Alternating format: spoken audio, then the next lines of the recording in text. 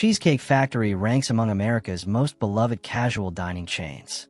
What began as a single location in Beverly Hills, California has blossomed into a network of more than 200 outlets, predominantly scattered throughout the United States, plus one location in Toronto, Canada. Since 2011, numerous licensing deals have resulted in 30 international venues spanning Asia, Latin America, and the Middle Eastern region. In aggregate, the Cheesecake Factory produces approximately $2.5 billion in yearly revenue, which is exceptionally impressive for a 200-restaurant operation. That breaks down to roughly $12 million per location, positioning them significantly ahead of comparable establishments. Take Applebee's, for instance, which typically generates between $2 to $3 million per venue, less than one-quarter of that amount. This really demonstrates how remarkably the Cheesecake Factory distinguishes itself from its competitors. I believe you'll concur that there's truly no comparable dining experience, and for the vast majority of guests, that appears to be quite positive. They've historically invested very little in conventional advertising. You'll rarely encounter television spots or highway advertisement for this restaurant, since they've depended primarily on referral marketing, customers enjoying exceptional experiences and sharing them with their social circles, or naturally gaining exposure through entertainment and popular culture.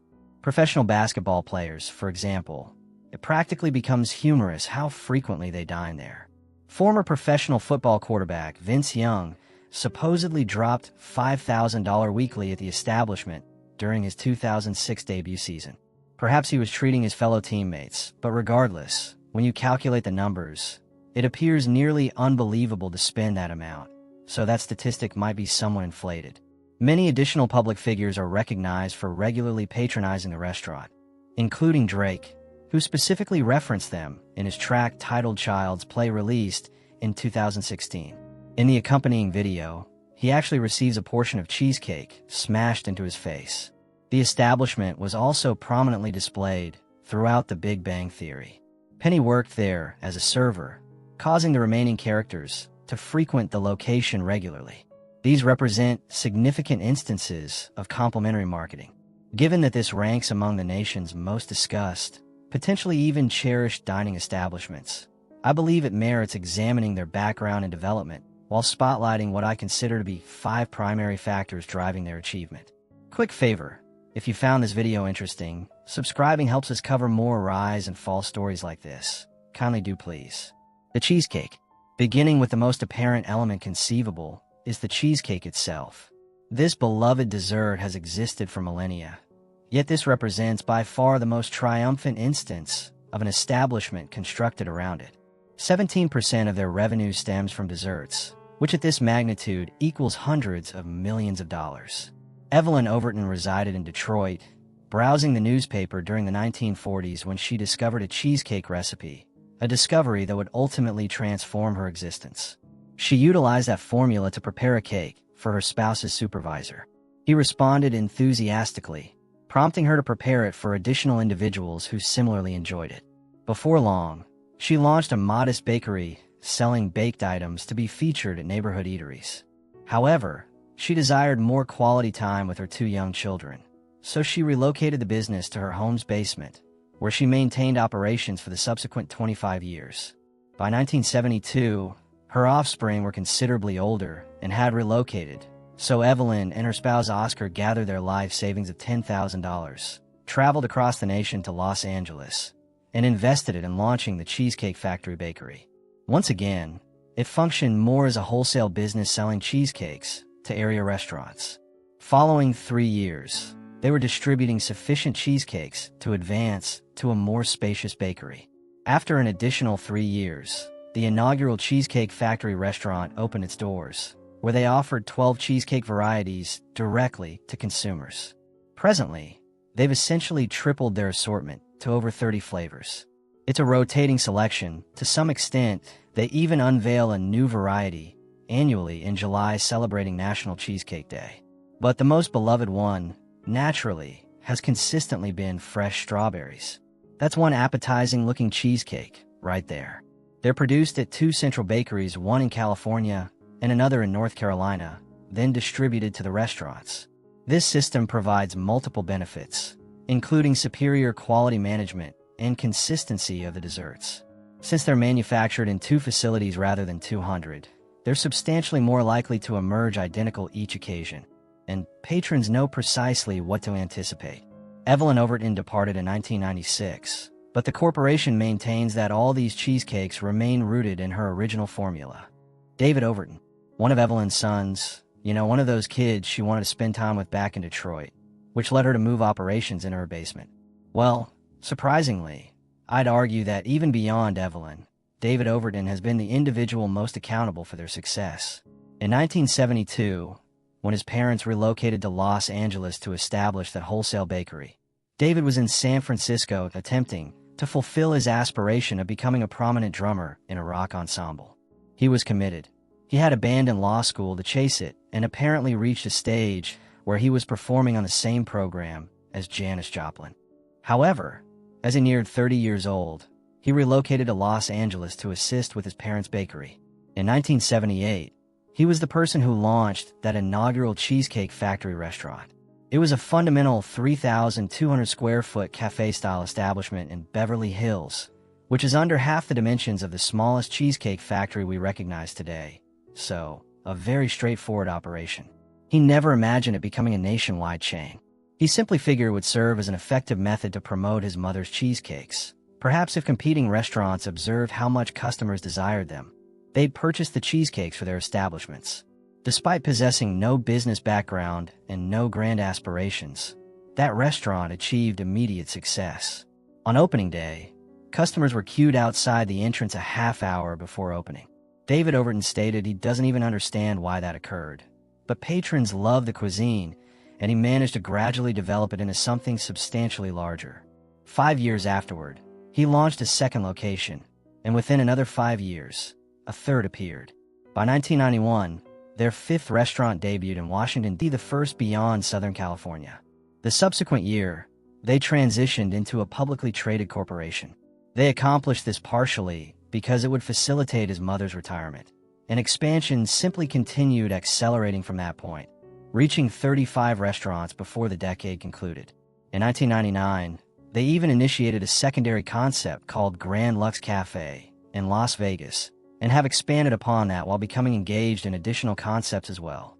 Most significantly, in 2019, they invested $350 million to purchase Fox Restaurant Concepts. Today, beyond the 200 Cheesecake Factories, the corporation additionally manages 100 other restaurants, totaling approximately 300 overall. As of this video's creation, David Overton continues leading the company as its CEO. He was the individual who initiated the chain, molded it into what we recognize it as today, the menu. It's challenging to discuss the Cheesecake Factory extensively without mentioning the menu. Seriously, have you witnessed anything comparable? It encompasses approximately 20 pages, featuring 250 distinct items, not even including desserts and drinks. That's remarkably refreshed twice annually. I'm referring to pizza, burgers, seafood, pasta, salads, essentially whatever cuisine category you could conceivably desire.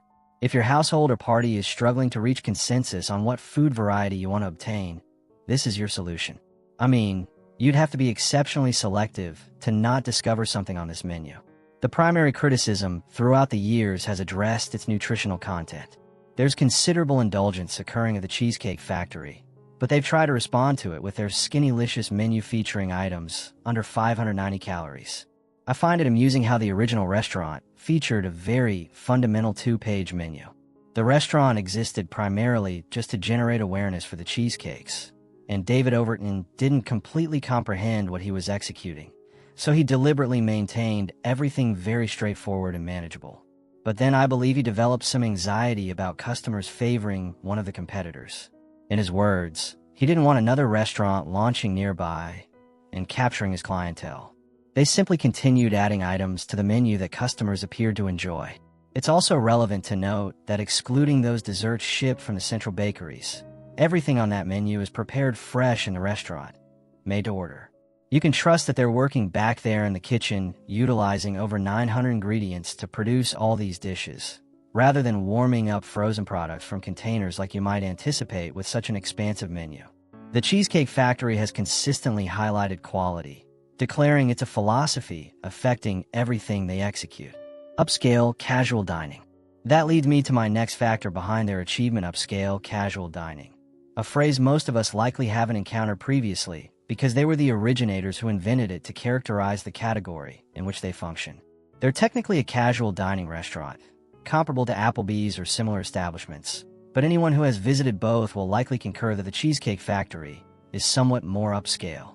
It's not exactly fine dining, but it's on the elevated end of casual. Does that make sense? They generally attempt to establish their restaurants in communities with above-average incomes, frequently near retail sites with substantial traffic, which clarifies why numerous of them are connected to upper-scale shopping centers.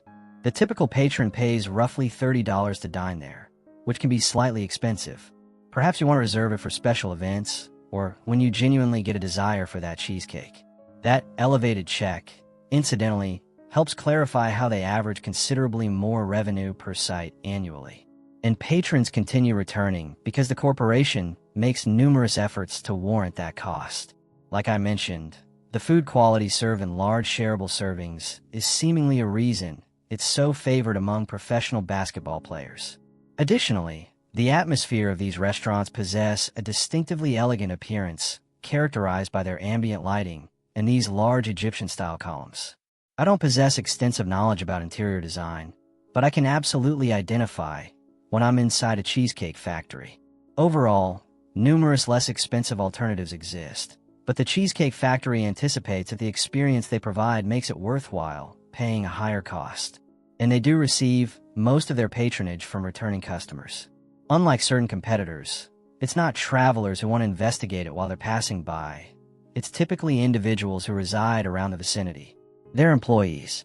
My concluding factor behind the success of the Cheesecake Factory is their workforce.